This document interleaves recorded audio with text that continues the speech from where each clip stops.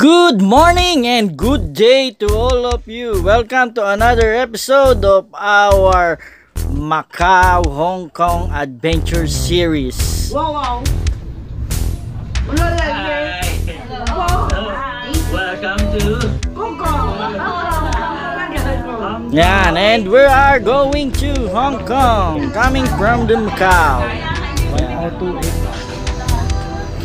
So, yan, sumakay tayo ng bus papunta dun sa Macau Port, HEMB Port. Ang number ng bus ay 102X. Yan, nakasakay tayo sa 102X. At papunta na to, going to HEMB Macau Port. So, kanina nadaanan natin yung Macau Grand Prix kung saan ginaganap yung mga karera, no? So ito, papasok na tayo sa HEMB Macau Port. At dito sa may kanan mo makikita mo yung isang building, car park building lang yan, puro parking lang yan ang build ng mga pupunta ng Hong Kong. Car park building lang yan nila. At ang main building nila, HEMB Macau Port. Yan. Diyan na house yung immigration, no? At saka yung ticketing. So, bababa na tayo. Yan. Diyan yung drop-off point ng mga 102X saka 101. May 101X din. So, lahat yun dadaan dito sa HEMB Port. And by the way, ang tawag minsan nila doon sa mga bus ng papuntang Hong Kong ay ang Golden Bus. So medyo lalakad-lakad tayo dahil medyo malaki yung area, no? Yan, naglalakad lang tayo. Papasok.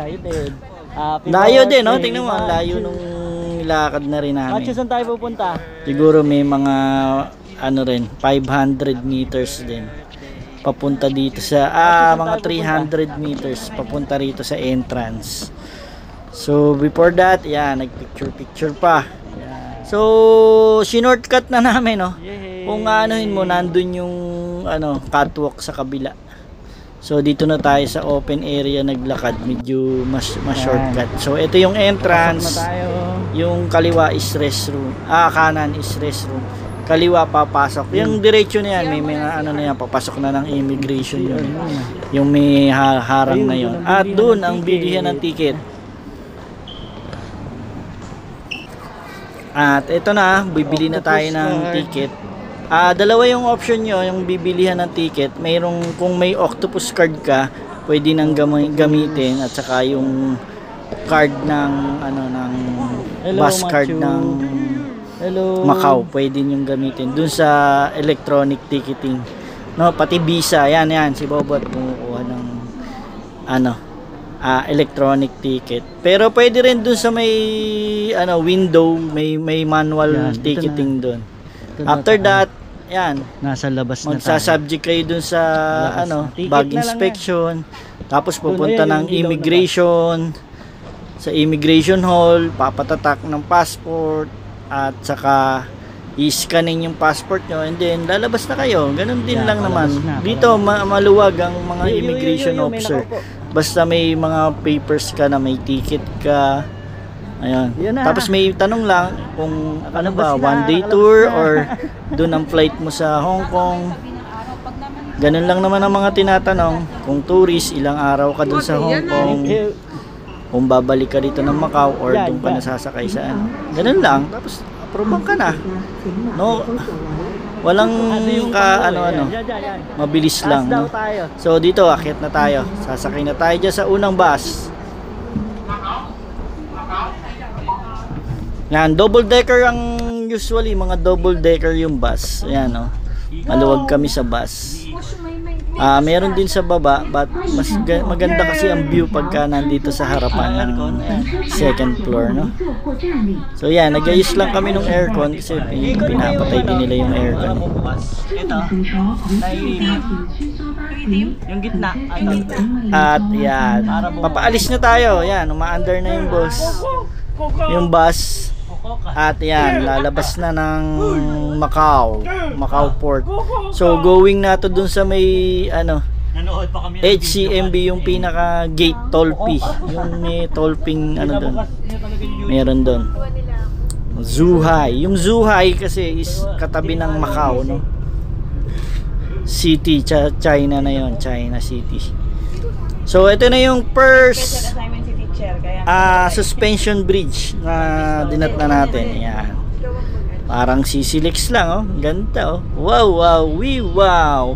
Actually itong HCMB bridge ay ang total length is 55 kilometers.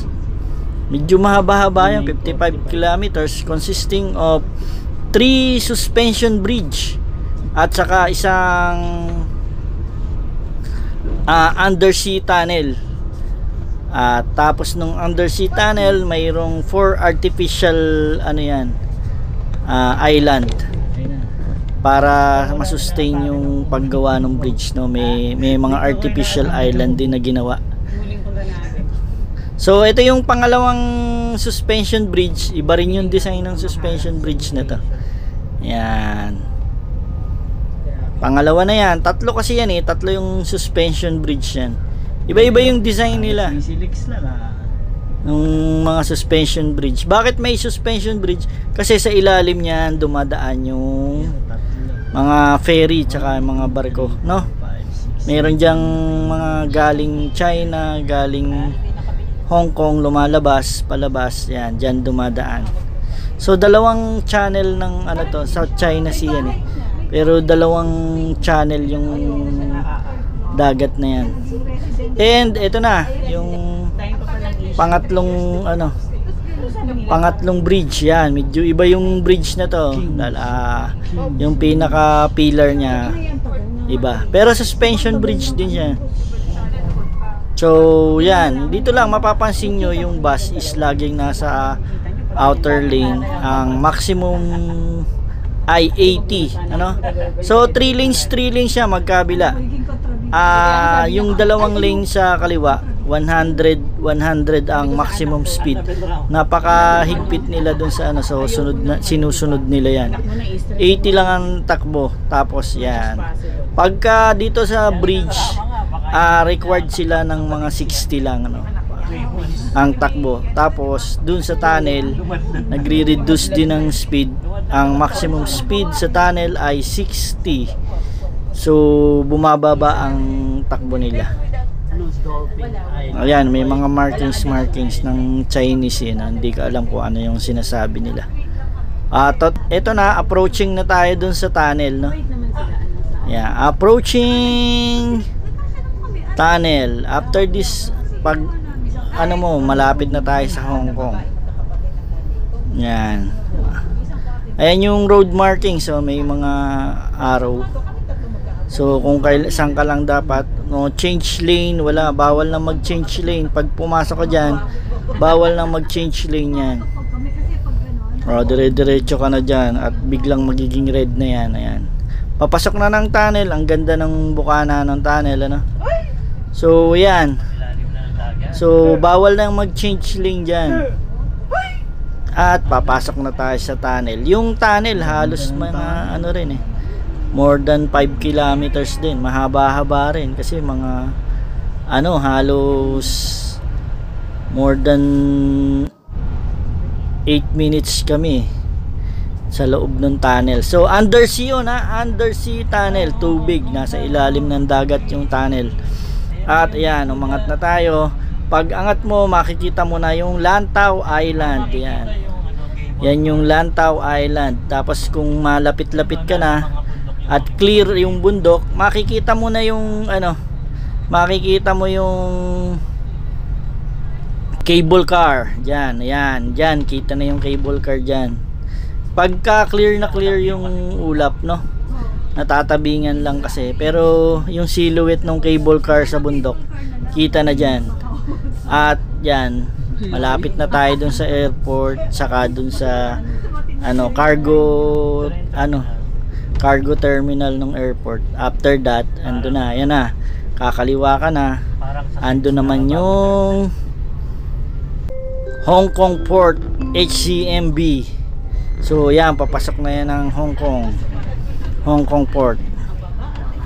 So ang total time natin dito sa kalsada ay 45 minutes para dun sa 55 kilometers na ano.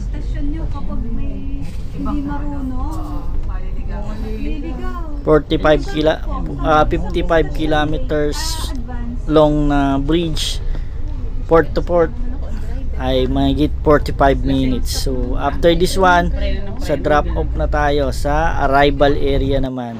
Nakalipat Yung na tayo. kabila, yun yung departure, yung taas. Yan, cross So boundary ganun din ko. ang sistema, pipresent mo yung gagawa ka CR lang ng ako. card para sa yung Sila. arrival card. Tapos ipipresent yung kasama yung passport, scanin din. Tapos kung minsan wala nang tanong, ini-scan na lang, tapos go ka na, 34 papago ka na na lang. May 21. tatak na yung ng immigration yun. Ganun lang dito, walang masyadong abubot, no? Pero may mga scanner din sila. Ini-scan pa rin yung mga B6 bag, tayo, yung B6. preliminary lang. After that, dire-diretso ka Tungtong na. Kung galing ka naman ng kasi, alam nilang galing ka ng port ng Macau, hindi na rin sila ganun kahigpit, no? Sa mga pumapasok. Yan, sa B6 kami. B5 sa Sunny Bay. And dito naman, yan, B4 sa maghahanap na tayo ng airport. bus. Depende kung anong mo. Kung pupunta kayo ng Tung Chung sa may City Gate, ang hahanapin Ito, sa mo kaliwa, ay mga B6. Kung Sa kaliwa, yung mga B. pupunta ka naman dun sa Sunny Bay Station, B5. Ang airport naman ay B6. ang airport bus ay B6. B4. Oh, sorry. B4, no? B4 pa airport yun. B6. May mga dumadaan din dito yung A21, yung galing airport papunta naman ng ng city, no, sa Simchatsui. Papunta yan doon sa Hong Kong. So yung mga papansin nyo, nakahilirang kotse kulay green, kasi yan ang taxi color ng Tung Chung. Pagka doon sa city, ang kulay ng taxi ay kulay red. So para hindi kayo naguguluhan din, no? Yung mga red color na taxi ay city taxi at tong ay sa Tung Chung, Lantau Island, ewan ko lang yung new territories kung kulay green din hindi ako sure doon. Pero yung Tung Chung green, yung Lantau Island green ang color ng taxi nila. Bago na naman yung ginagawan to lang. At tayo, papunta tayo ng City Gate. Ayan. So, ganun lang, kasimple. Madali lang naman. $65 pala yung binayad namin. Ang cost ng ticket. Na? 65 ang ticket. Dito, sa bus naman, na papuntang Tung Chung from, ay $9. Mga ganun lang. So, papunta na tayo ng Tung Chung, Lantau Island. Ayan, Lantau Island. Yung kaliwa, papunta na ng yung Tsingyi. Tapos itong kanan tayo, yan yung paibabaw pa Tsingyi sa Sunny Bay na yan. Papunta na ng Kowloon yan. At ito namang siya, kakanan tayo, yung Lantau City Gate. Ayan, pa City Gate yan, yung outlet doon tayo pupunta. Tapos nandun din yung Tung Chung LRT Station. O yan. So kung nakarating ka sa video na to, maraming salamat sa inyong panonood at pagsuporta. Paki-like, share at lalo na huwag kakalimutan mag-subscribe. Thank you at sa susunod nating adventure, magkita-kita tayo.